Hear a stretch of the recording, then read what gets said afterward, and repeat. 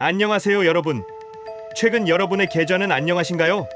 며칠 사이 나스닥을 비롯한 미국 증시가 그야말로 대폭락을 맞이했습니다. 매일 아침 눈을 뜰 때마다 퍼렇게 질린, 아니 피를 흘리고 있는 파란불을 보며 패닉 셀링을 하신 분들도 적지 않을 겁니다. 주류 경제 매체들은 연일 앵무새처럼 똑같은 말을 반복합니다. 인플레이션 우려, 금리 인하 지연, 고용 지표 악화. 그런데 말입니다. 이 거대한 하락장이 정말 자연스러운 경제 사이클의 결과일까요? 만약 이 모든 것이 철저하게 계산된, 기획된 학살이라면 어떨까요? 그리고 그 학살을 정당화하기 위해 누군가가 무대 뒤에서 이란 전쟁이라는 거대한 방아쇠를 당길 준비를 마쳤다면요? 오늘은 철저히 데이터와 지정학적 팩트에 기반한, 하지만 뉴스에서는 절대 말해주지 않는 서늘한 음모론의 세계로 들어가 보겠습니다. 오늘 영상을 끝까지 보신다면 지금 여러분의 돈이 어디로 빨려 들어가고 있는지, 그 거대한 부의 이동을 두 눈으로 똑똑히 목격하시게 될 겁니다. 마술사가 관객을 완벽하게 속이기 위해 사용하는 최고의 기술, 바로 시선 분산입니다. 화려한 불꽃으로 관객의 눈을 멀게 한 뒤 보이지 않는 곳에서 진짜 트릭을 완성하죠. 지금 월가의 거대 자본, 이른바 스마트 머니들은 전 세계를 상대로 이 마술을 부리고 있습니다. 최근 증시를 돌아봅시다. 끝을 모르고 오르던 장이었습니다. 개인 투자자들은 빚을 내서 투자하는 레버리지를 극대화했습니다. 2배, 3배짜리 ETF에 돈이 쏟아져 들어왔죠. 월가의 기관들은 알고 있었습니다. 시장에 끼어있는 이 거대한 거품, 특히 개미들의 과도한 레버리지를 한 번은 싹 다 털어내야 자신들이 다시 싼 값에 주식을 주워 담을 수 있다는 것을요. 하지만 아무 이유 없이 시장을 폭락시키면 어떻게 될까요? 미국 정부의 조사가 들어오고 폭동이 일어날 겁니다. 그들에게는 완벽하고도 거대한 핑계가 필요했습니다. 바로 여기서 기관들의 치밀한 레버리지 청산 작업이 시작됩니다. 그들은 고점에서 조용히 물량을 넘기며 현금 비중을 늘렸습니다. 그리고 시장이 가장 취약해진 순간 알고리즘 매매를 통해 기계적으로 매도 폭탄을 쏟아냅니다.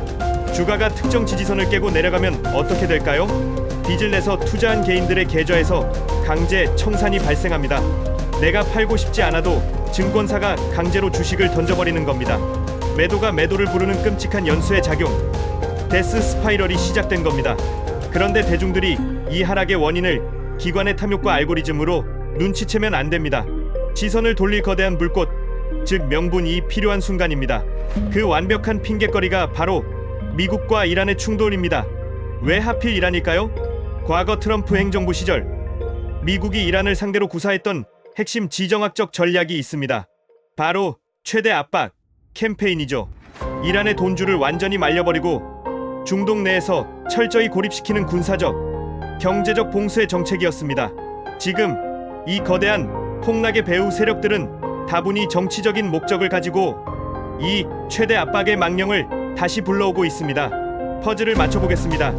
이란은 전 세계 원유의 20%가 통과하는 호르무즈 해협에 목줄을 쥐고 있습니다. 첫째, 이란 지역에 군사적 긴장감이 고조되면 국제 유가는 통제 불능 상태로 치솟습니다. 둘째, 유가가 오르면 간신히 잡아놓았던 인플레이션이 다시 폭발합니다. 셋째, 물가가 폭발하면 미 연준은 금리를 내리기는커녕 오히려 더 옥죄어야 합니다. 넷째, 고금리가 지속된다? 이것은 기술주 중심의 나스닥에는 사형 선고나 다름없습니다. 자, 어떤가요? 기승전결이 너무나 완벽하게 맞아떨어지지 않습니까? 주가가 폭락한 진짜 이유는 유동성 축소와 기관들의 엑시트이지만 뉴스에서는 온통 중동발 지정학적 위기만을 떠들어댑니다. 대중의 분노는 월가의 빌딩 숲이 아니라 모래바람 날리는 중동을 향하게 됩니다. 완벽한 시선 분산 마술이 완성된 겁니다. 여기서 우리는 한 걸음 더 깊이 들어가야 합니다. 모두가 피를 흘리고 있는 이 폭락장에서 소리 소문 없이 축배를 들고 있는 세력들이 있습니다. 바로 거대한 군산복 합체와 사이버 보안 기업들입니다. 전쟁 위기가 고조되면 어떤 일이 벌어질까요? 전 세계 국가들은 앞다투어 국방 예산을 기하급수적으로 늘립니다. 미국의 거대 방위산업체들은 물론이고 최근 글로벌 수출을 늘리고 있는 한국의 방산기업들까지 엄청난 수혜를 입게 됩니다. 증시라는 거대한 호수에서 물이 빠져나가 방위산업이라는 특정 저수지로만 돈이 폭포수처럼 쏟아지는 겁니다. 더 무서운 것은 눈에 보이지 않는 전쟁입니다. 현대전은 미사일만 쏘는 게 아닙니다.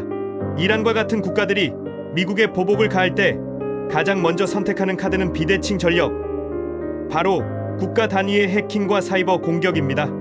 미국의 전력망, 금융망, 정부 기관을 향한 대규모 사이버 공격 위협이 뉴스에 도배되는 순간을 상상해 보십시오.